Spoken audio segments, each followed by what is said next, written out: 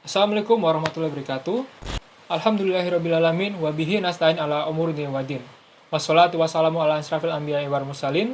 Wa ala alihi wassobihi anjumain. Amma ba'du. Yang saya hormati Bapak Denny selaku dosen mata kuliah retorika. Yang saya banggakan teman-temanku sekalian. Pertama-tama marilah kita panjatkan puji syukur atas kehadirat Allah Subhanahu wa taala yang telah memberikan kita rahmat dan hidayahnya.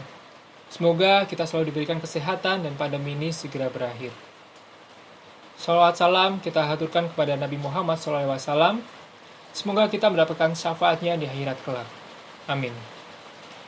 Pada kesempatan kali ini saya akan berpidato tentang penegakan keadilan hukum di Indonesia, yang berisi tentang komentar dan kritik saya terhadap penegak hukum di Indonesia dan para penguasa yang menyalahgunakan kekuasaannya.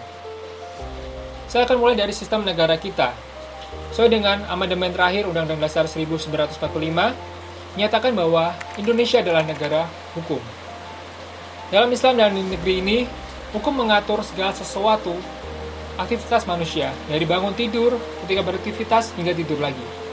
Bukan hanya mengatur individu, tapi juga ketika bermasyarakat. Untuk menjalankan hukum, dibutuhkan adil di dalamnya, agar tidak ada yang dirugikan. Adil dalam Islam dimaknai dengan seimbang, tidak berpihak, dan memberikan hak kepada orang yang berhak, tanpa mengurangi sedikitpun, dan menempatkan segala sesuatu pada tempatnya. Mengucapkan tentang kebenaran tanpa ditakuti kecuali oleh Allah.